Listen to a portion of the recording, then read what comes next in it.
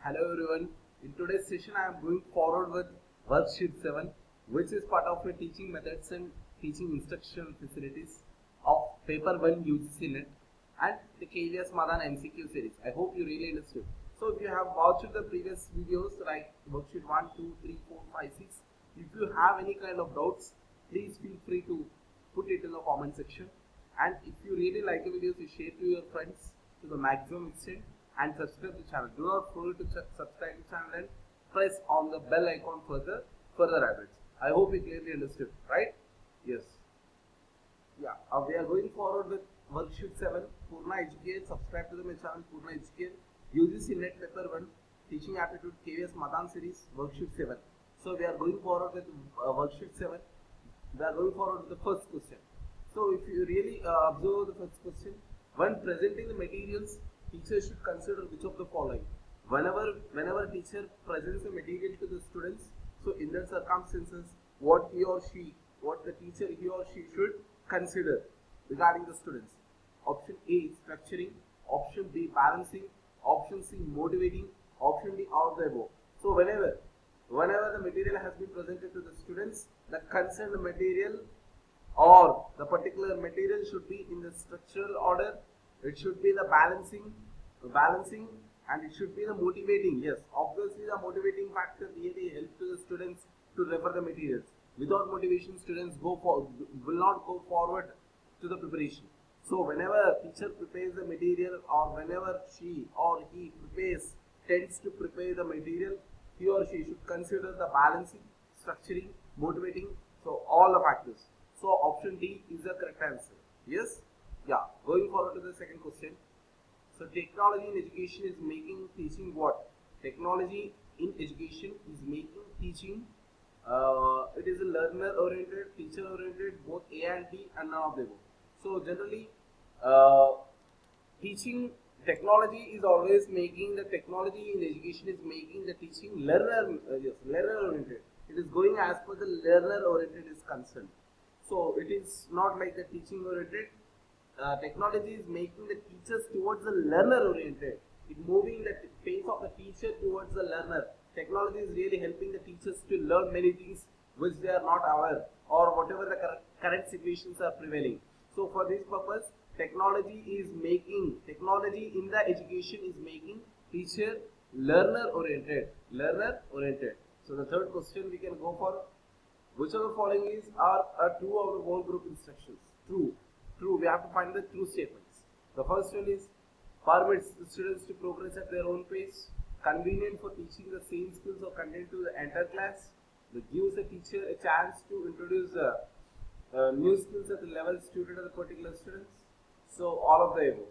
So it is convenient for the teacher to teach the same skills or the contents to the entire class. So whole groups, the statement is true regarding the whole group is it is convenient for the teacher to teach the same skills or content to the entire class, right? Yes. Fourth question, which of the following methods of communication is more effective? So we have to find the methods of the communication which is more effective. So verbal communication, oral communication, multimedia communication, as well the multimedia communication option is difficult to generalize and depends upon the situation. Yes. Why? Because in some places oral communication is more effective. Whenever the two persons are face to face, whenever the two persons are standing face to face, then the oral communication is effective. Whenever one person is far from another person, then the written communication is more effective, right? Yes. So there is a distance matters which differs the effectiveness in the communication. So option C, it is multimedia method, and option D, it is difficult to generalize and depends upon the situation. Yes, the effectiveness of any communication is mainly depending on the situation. It differs from situation to situation. So we cannot generalize the particular of communication is more effective. We cannot generalize that oral communication is more effective towards than written communication, or written communication is more effective than oral communication. No, we cannot conclude actually. Yes. So it is difficult to generalize and depends upon the situation. Yes. Yeah. So fifth, Maximum participation of students is possible in teaching through how? Maximum participation of students generally happens through the discussions. So whenever the discussion happens, large number of people will come and just share their experiences or views or opinions on a particular topic. So discussions will help towards the large participation of students in the teaching generally. Yes? Yeah. Which type of teaching paradigm would be focused on technical or one right way to teach approach to a present context? In presenting context, one right way to teach is a concept of which the teaching paradigm should focus. So learning paradigm, instructional paradigm, value-added paradigm, and none of the above. It is an instructional paradigm. Instructional paradigm generally helps to provide a communication, one-way communication, or it is a one right way to teach approach. Generally, that will be happened in the instructional paradigm. In instructional paradigm, generally an instructor will provide the instructions. Instructor will provide instructions to the students. In that regard, one right way to the teaching approach is really helpful, right? Yeah. Which of the following cannot be the good way of communication in promoting literacy among the villagers? Which of the following cannot be the good way? It is not good way, it is cannot be the good way.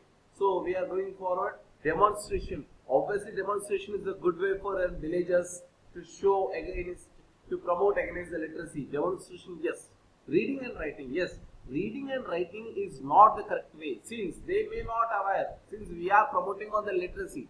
Literacy here, the factors determining the literacy is the reading and writing generally. Reading and writing are the factors which determines the literacy. So in that context, for the villagers, if they are illiterate, then reading and writing may not be the correct way in order to express or imply any kind of situations, right? Yes. Providing material on TV and film projector, obviously it is an effective way, it is a good communicating, good way of communication. Large group discussions, yes, even it is a good way of communication. So generally, reading and writing is cannot be the good way of communication in promoting literacy among the villagers, right? Yes. So 8th question, the main advantage of giving home assignments to the students. So what is the main advantage of giving home assignments to the students? What is the purpose of giving home assignments to the students? Already the students are busy or got scheduled or got tired within the academics. So what is the need of giving a home assignments to the students? Option A, keeping them busy in the studies all the time. No, it is not really important. It is not really important to put the student always busy in the studies. A child does not require only studies but also the mental ability, isn't it? So for that purpose, putting completely for the studies is not the correct advantage. To stop them focusing from watching TV, it is even no, it is not like that. To develop the habit of self-study, yes, by giving and self-studies, by giving an assignments to the students, automatically it will help to develop the habit of self-study. Generally, the children will be getting habituated towards the self-study. If a teacher gives an assignment to the student, automatically the task of the students will start from the searching the information and giving the process of output, right? So in that purpose, generally the students will involve in the self-study. So for that purpose, home assignments will be given. Yeah. Instruction medium affects the absence and escape from the class teaching. Instruction medium affects the absence and escape from class teaching. Yes, it is agreed. Why it is agreed? Since we have seen many cases in our country or in our state or in our locality, people will afraid of another language medium. So for example, let us take an example. Our mother tongue is Telugu. We are from, for example, we are from Andhra Pradesh or Telangana region of India. So generally our mother tongue will be the Telugu. So student may not be familiar with English as he or she is familiar with Telugu, isn't it? In that case, generally the student will prefer a mother tongue or regular usage language which is more prevailing in the locality. So for that purpose, so if he, if he or she got engaged in the class where the instruction of medium is another language which is not familiar,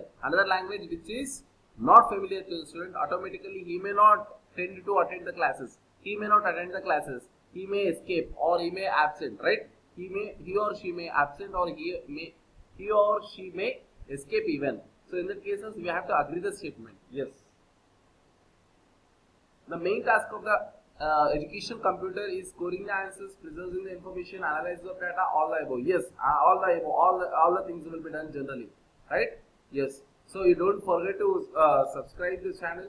So subscribe the channel and press the bell icon for the more updates. You will be getting more videos. You will be getting the more videos for further MCQs. Yes. So for the 11th question, we are going forward. The computer-based teaching model has been developed by the Stillero and Davis. Stillero and Davis are the two prominent exponents, or those people are who got introduced the computer-based teaching model. They have developed it. Yeah. 12th question. Which of the following expectations students have from the group learning? Whenever the group learning happens, the students will have some kind of expectations or assumptions. So what is that expectation? To motivate the isolated students to become members of the group. Yes. So whenever there is a kind of large group discussions happening or group learning happening, there will be two types of students. Two types of students. One part or one category of students are isolated students. They will not engage in the discussions, and another type of students are engaging students. So it is the duty of a mentor or in charge of the group learning to bring or to motivate the isolated students who are away of the discussion or group learning. They should, the tutor or the mentor or the instructor or in charge who is responsible for the group learning should bring that isolated teacher, also isolated students towards the group learning. So in order to enhance the effective group learning, right? 13th question. Which of the following combines scope of large group, small group, and individualized teaching methods? So differentiated instructions. Why? Because differentiated instructions will combine all the categories, all the large group, small group, and individualized teaching methods, or whatever it might be. Yes, differential methods. Which combination of teaching methods listed below would encourage a learner-centered paradigms? So yes, you can just go for it. Which combination of teaching methods? Individualized instruction and lecture method? No. Learner-centered simulation demonstration? No. Lecture method and experimentation? Really no. Projects and direct experiences? Yes. Projects and direct experiences will help the student to learn more. It will encourage the learner-centered paradigm, right? Yes. Projects and direct experiences. So what is the limitation of project method of teaching? The learners are usually not properly supervised. Yes, this is a major limitation of the project method of teaching. Yes? Yeah. Heuristic approach is based on. Generally the heuristic approach deals with the sense of questioning. Always it is in the normative way of approach. They will not go with the positive. They will go with the normative. Heuristic approach mainly deals with questioning all the time. How, why, when, why not? So these kind of questions will be generally generated. So these kind of question generating is called as heuristic approach. So this heuristic approach is based on rote memorization, homework, spirit of inquiry, none of the above. It is like spirit of inquiry. Yes. 17th question. A teacher uses the learning aids to make learning simple, more knowledgeable, quicker, interesting. In order to make it is simple, in order to make the learner simple, teacher uses the learning aids, right? Yeah. Which of the following is a teaching aid or a teaching technique which really help to learner make learning simple? So LCD projector, yes. Green board, yes. Tape recorder, yes. All the above, yes. All the factors are considered as teaching aids.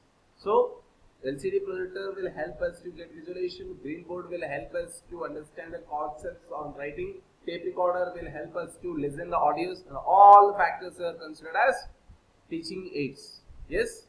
Yeah. Teacher uses visual aids to make learning interesting. So whenever teacher makes the visual aids, so automatically visual aids will help to memorize and to watch interesting. It will help to watch interesting. Whenever we watch a movies, generally it will be quite interesting. Why? Because we will be in the visualization mode.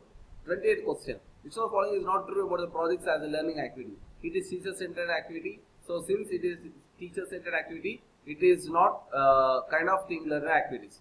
So feel free and subscribe the channel and press on the bell icon for the more updates. Thank you. Have a nice day.